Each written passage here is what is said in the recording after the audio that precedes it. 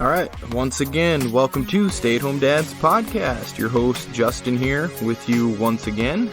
This is the place I talk about a lot of dad stuff, parent stuff, guy things. If you've been here before, you know the drill. If this is your first time, then welcome and thank you. All right, so did anyone catch the big game, Super Bowl, last weekend? I know this is the last time I'm going to talk about football, at least for a while, anyways. I think it's kind of cool. The Rams won. Not that I had much skin in the game, but it's cool. The home team brought it. And I didn't really watch a ton of the game. The whole family was at a party at my friend Doug and Tara's house. If you remember, he was on the show a while back. But did you see that halftime show? Did you guys see that? That was right in my wheelhouse. That was, I don't know, that really brought me back. High school days, younger days, all those artists, back from my heyday. It was pretty cool to see. And I know all those Gen Zer people were probably like, who in the hell are these old asses? And okay, maybe they had an idea, but I can't imagine they were going crazy like we were. But anyways, it was cool. Brought back some good memories for me, that's for sure. And remember, I'm not much of a sports guy. I do it for the talking points, right? To have good conversations with people that are deeply invested in it. So, and actually, speaking of talking points, I have to tell you about this experience I had. I went on a date. It was a mandate, okay? I've talked about making friends before on other episodes, putting yourself out there and just opening up and talking to people and making that effort. And that gets harder the older we get. I really think that. But I had an out-of-state friend who contacted me about another friend of hers that recently moved from her state to here in Indiana where I am. And she wanted us to kind of connect. So we set it up and set up a lunch date. I feel like one of those girls. It's like, oh, I don't normally do this, ha ha ha. But I don't know why. I just do. But I did it. Met this guy, nice guy, family guy, wife and kids. We just kind of talked about our backgrounds and shit that we like to do, and what we're into and where we came from. But it was good. It was really good for something that I don't normally do.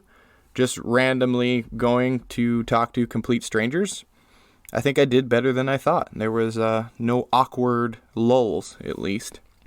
And see, I've never really had a job that required me to interact in that capacity, sales or marketing or anything like that, where I'm constantly talking or giving presentations or meeting potential clients or whatever. I've always worked in small groups, 4 to 6 people, small operations. So I've never really been great at speaking, flowing with the conversation. It's kind of like speech class or oral presentations in college. Did anyone really like going to those? I mean, this podcast helps talk and helps me have fluid speech. At least I hope so anyways. But anyways, yeah, it went well. I got to know this guy, and I think there's a possibility for some friendship there. It always helps when you're at the same age.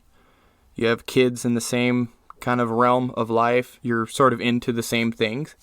We'll probably meet up again at some point and maybe build on that and hang out and see what happens. See? So it's not that bad. We can put ourselves out there. We can meet new people. We can create those relationships. And it's okay. It's difficult and possibly uncomfortable, but it's worth it, I think.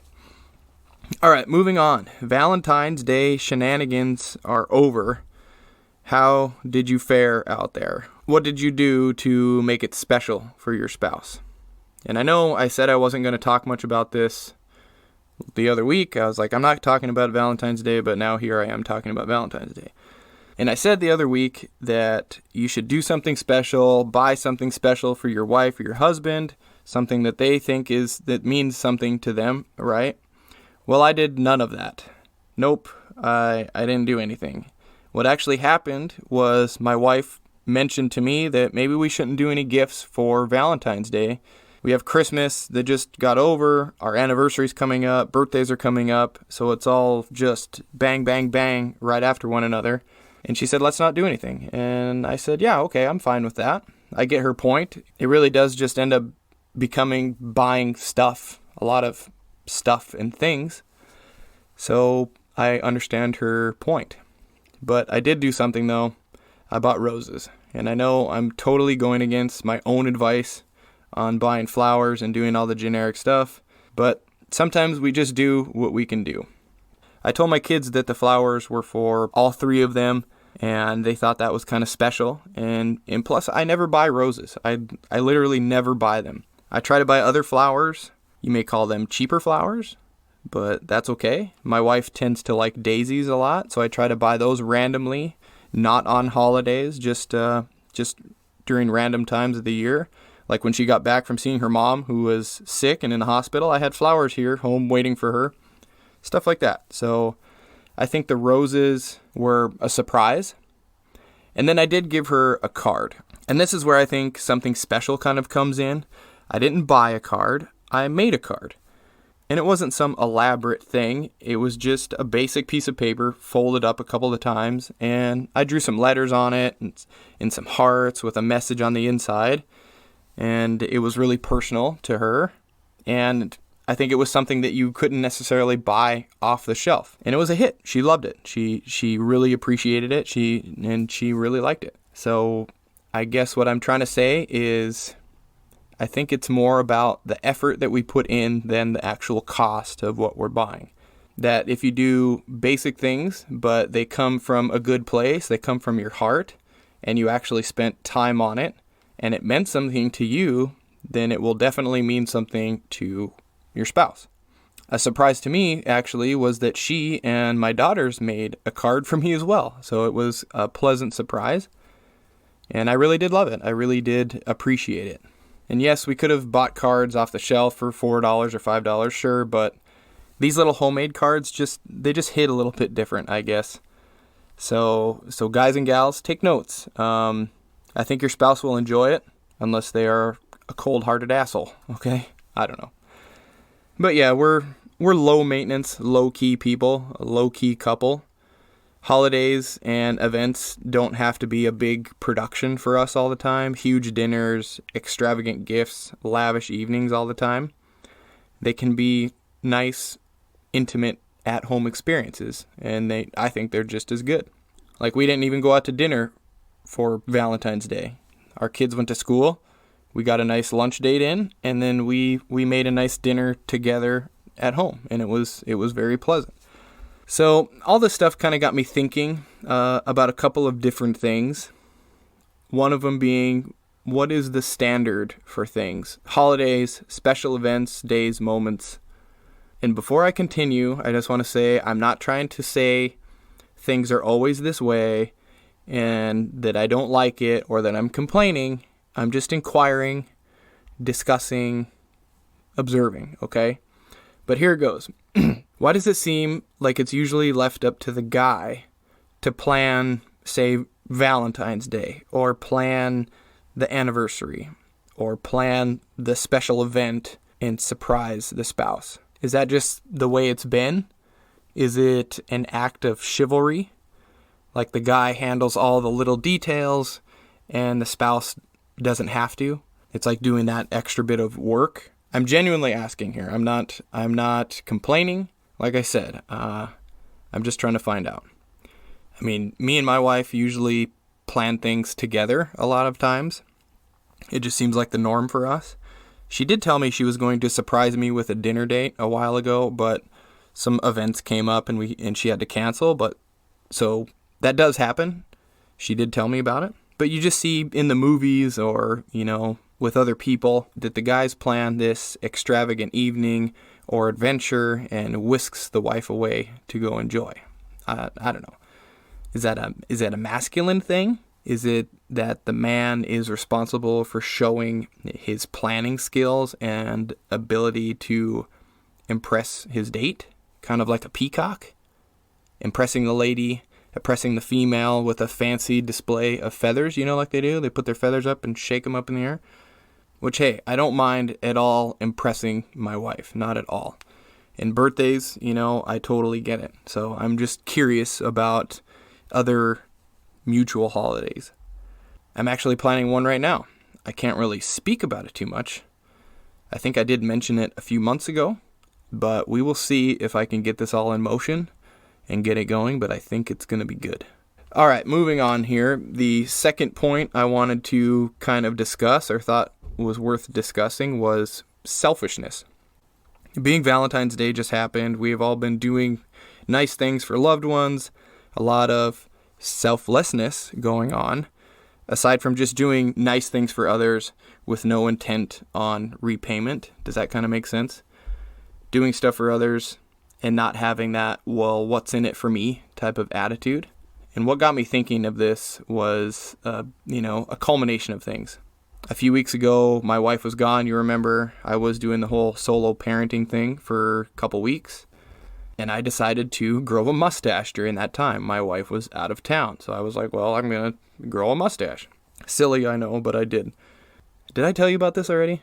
But anyways, if you want to see a picture, go to my Instagram at VegasFramer. You can see me with a mustache if you're so inclined to see what that looks like. Go check it out. Well, so I grew this thing, and I was kind of digging it. I thought I looked like an attractive Tom Selleck, But okay, just kidding. Nobody can be better looking than Tom. But anyways, I had this thing. I thought it was cool. I was rocking it. Showed my buddies. They all thought it was neat and that I should keep it. Well, the day that my wife got home, I shaved it off, clean, gone. And why did I do that? Well, because I knew my wife wouldn't like it. She has vocalized to me in the past how she is not a fan of facial hair, on me anyways. Other people, she could give a shit less, but she's never liked me with a ton of facial hair. And that's fine. I don't really care. I don't have a huge preference on it. And that's why I shaved it off. So the moral of this little story is, well, I could have kept it. I could have been selfish and just left it on my face, but would that have been the right thing to do? Because I would have been happy, but I know she wouldn't be happy. And I like doing things that makes my wife happy as well, okay? I don't like doing things that purposely irritate someone that I care about. Does that make sense? And I'm not saying happy wife, happy life. I honestly hate that saying. It's irritating. It just insinuates that it's a one-way street, and as long as one person is happy, then it doesn't matter if the other person is suffering. Which, yeah, I know that's kind of extreme, but anyways. And I also know that I have been selfish at times. It happens. I think we all have to be selfish to a varying degree. I think it happens a lot with married couples, and I think it's kind of normal. As long as it ebbs and flows in a way, I think it has to. I have to get this project done for work. I want to go to the gym. I need a break from the kids. I need help with daily house duties. And there are many, many other things that revolve around some form of need and want, and plenty of unspoken ones as well. Those are probably the more important ones, the unspoken ones. And there are certainly different degrees of it. If I were to go blow off my kids' gymnastics, or my wife's presentation she wanted me to watch, and instead go to the gym and work out for 2 hours, or money issues, let's say, if I spent a bunch of money selfishly on things for just me, or, even more basic, even choosing not to have a quiet evening with my spouse, and I go out to the bar with the boys all the time. That would be me being selfish, and that would be a problem, because I would only be focused on my wants and my needs. And it could be, another example would be simply ignoring your wife in an evening and spending every waking moment on your phone. That's a real basic one, and I bet that's a real problem. And I'm guilty of it too. And we all know our spouses. We know what they are okay with and what they're not. We aren't stupid, but I think some people kind of push that. And then that's when the relationship gets stressful. People become resentful. It'd be like me keeping my mustache. I know it would irritate my wife. And had I picked her up at the airport with that thing on my face, it would have immediately caused an issue. And I don't want that. So guess what I did? I found a couple of articles on selfishness. So I thought I would just kind of go through them and take some good talking points. And I also thought that sometimes we don't even realize that we are being selfish or self-centered. So how do we become this way? Do we even realize it's happening? Now, according to this article on medium.com, it's really easy to fall into. With busy, self-centered lifestyles, even things I mentioned earlier can cultivate someone to be more and more selfish, especially if we forget to have empathy toward other people around us. So they say if you've noticed an increased conflict with relationships or you are struggling to connect with people, then the answer could lie in the way you see yourself or see the world around you. That was taken actually straight from the article, which I will link in the description so you guys can check it out. I highly recommend it. So what type of people do we typically think of when you think selfish or self-centered? Well, I think of celebrities, honestly. They can and they do buy whatever they want. They only seem interested in having their every whim taken care of. They have people waiting on them, cooks, nannies, car services. They have high demands. They're never wrong. They're the center of attention, which are all signs of being a selfish person. And I'm just speculating here. I don't know any famous people. This is just my opinion. I have no experience hanging out with celebrities, so it just seems like that's typical of that subset of people, what you see on TV and media and other stuff. Some of them, anyways.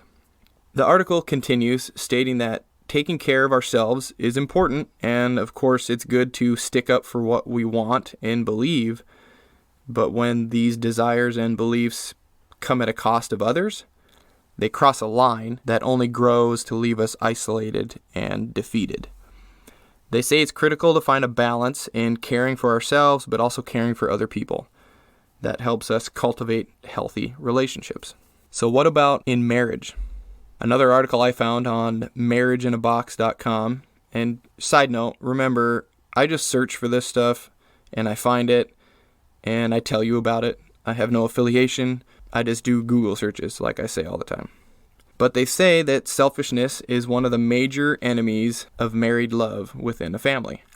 It affects everything. How we talk to each other, how we divide responsibilities, how we resolve conflicts, you name it. Then sometimes a spouse will manifest many weaknesses like failing to listen, not respecting the views of others, trouble communicating. Does any of this kind of ring a bell for anybody? Sound familiar?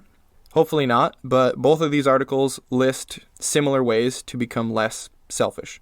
These are all patterns that are learned over time, and they can be changed, and we can learn to become more generous and more understanding. So first, it says to try to become a better listener. I know, super basic, right? They say that the first step in the path to becoming less self-centered is when we listen to family and friends, we access new perspectives and realize new aspects of ourself. It also says be present. Engage in the conversation and don't go into it with preconceived notions. Next is put yourself in other people's shoes. I myself try to do this a lot with my wife in many different aspects, not necessarily selfish ones, but just throughout the day. When she does something that maybe I don't like or I get annoyed about something, I really try to put myself in her place and think about her perspective and what she feels, and that tends to help me understand and give me empathy and compassion towards her. Another one they say is figure out how to give your time, which means creating space for other people in your life.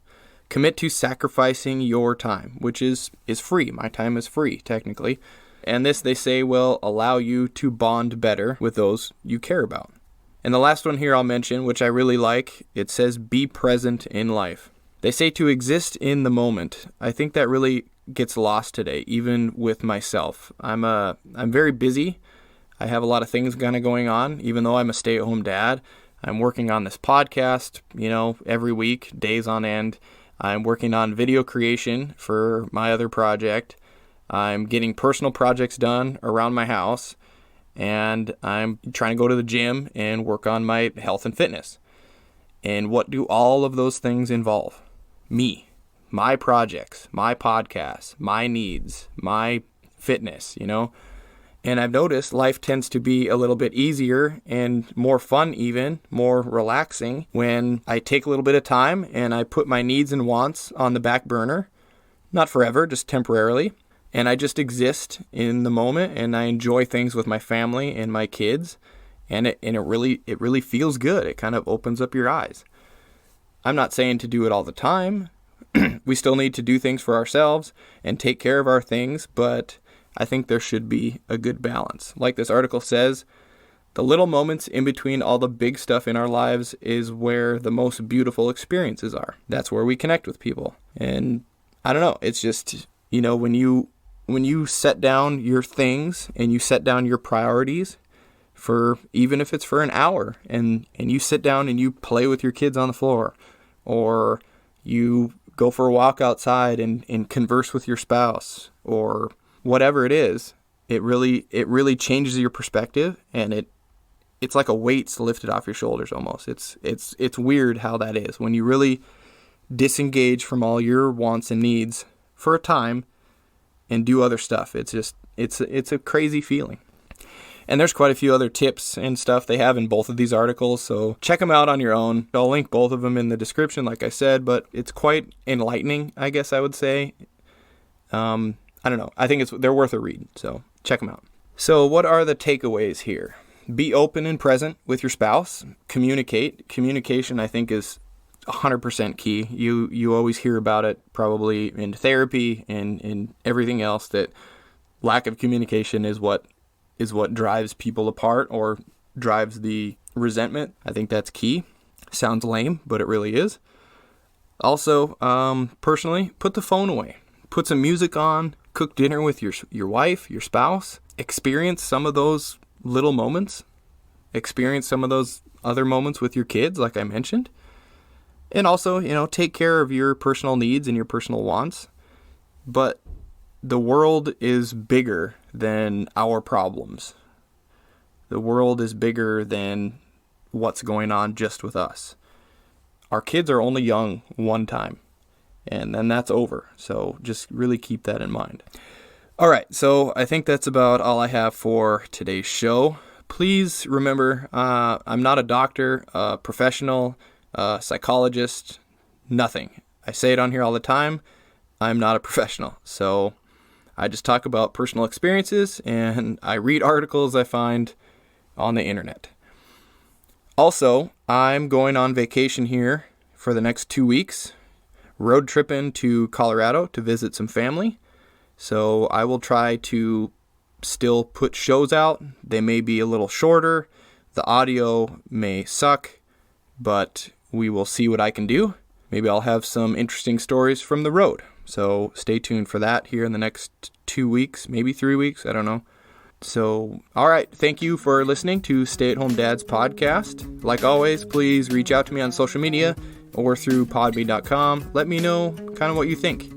Have you had experiences with selfishness? Yourself or with other people? If so, try to implement some of these ideas.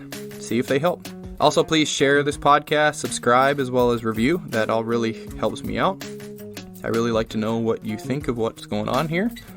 And lastly, you can find this podcast on all of the main platforms, Apple Podcast, Amazon Music, Google, as well as Spotify. And hopefully, I will talk to you next week.